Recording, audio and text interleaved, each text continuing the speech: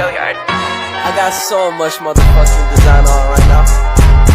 Break it down, bring it back, make it clap. I got 3 old thoughts, new guap, wear that thing. Bitches on my line, and you know. Assalamualaikum warahmatullahi wabarakatuh. Perkenalkan, nama saya Rizky Juliansa dari kelas 6B dengan NIM 21112900034. Baiklah, saya di sini akan menjelaskan materi tentang prinsip pragmatik dalam berbahasa. Ini adalah tugas mata kuliah pragmatik dengan dosen pengampu Nina Putri Astuti MPD. Langsung saja ke materi yang pertama, yaitu pengertian pragmatik. Pragmatik adalah cabang linguistik yang mempelajari bagaimana konteks, tujuan, dan konteks sosial mempengaruhi pemahaman dan penggunaan bahasa. Pragmatik membahas tidak hanya makna literal, kata dan kalimat, tetapi juga makna implisit, konvensi, dan norma sosial yang mempengaruhi komunikasi.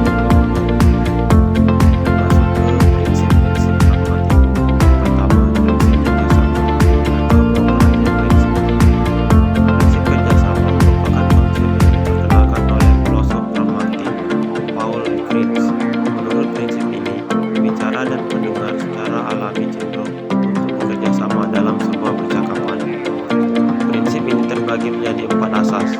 Yang pertama, kesesuaian atau quality. Berbicara secara jujur dan memberikan informasi yang akurat. Kuantitas atau quantity. Memberikan informasi yang cukup untuk keperluan percakapan, tidak terlalu banyak atau terlalu sedikit.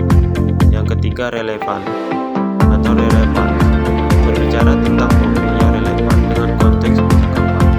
Yang terakhir, santunan atau wena, berbicara dengan jelas, terstruktur, dan tidak ambigu. Prinsip pragmatik yang kedua yaitu prinsip santunan atau Voltaire's Principle. Prinsip ini menekankan pentingnya kesantunan dan sopan santun dalam berkomunikasi. Prinsip ini dikembangkan oleh peneliti seperti Penelope Bronze dan Stephen Lipinson. Kesantunan terbagi menjadi 2 jenis. Yang pertama, kesantunan positif, menunjukkan sikap hormat dan kesopanan, seperti menggunakan kata-kata sopan. Yang kedua, kesantunan negatif, menghindari menyakiti perasaan orang lain, seperti menghindari pertanyaan yang terlalu bersifat pribadi. Prinsip pragmatik yang ketiga, prinsip implikator principle. Prinsip ini merujuk pada penggunaan bahasa yang tidak langsung untuk menyampaikan makna tambahan di luar makna literal.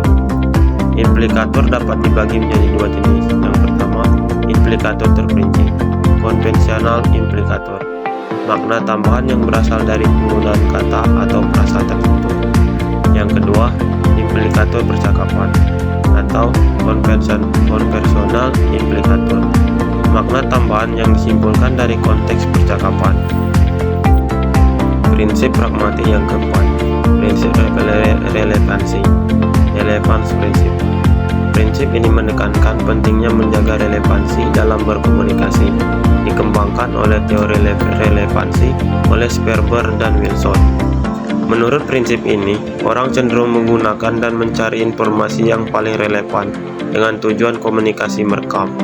Yang kelima, prinsip pragmatik, prinsip koherensi, coherence principle. Prinsip ini menekankan pentingnya keselarasan dan keterkaitan antara informasi yang disampaikan dalam sebuah teks atau percakapan.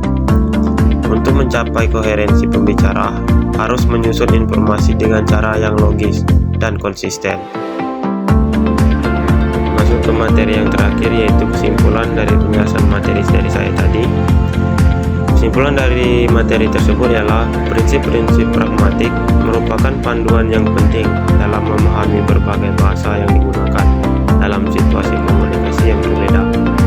Dengan memahami dan menerapkan prinsip-prinsip ini, kita dapat menjadi komunikator yang lebih efektif dan memahami makna yang tersirat dalam berbagai konteks komunikasi.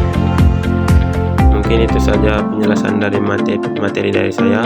Lebih dan kurang saya mohon maaf. Akhir kata, wassalamualaikum warahmatullahi wabarakatuh.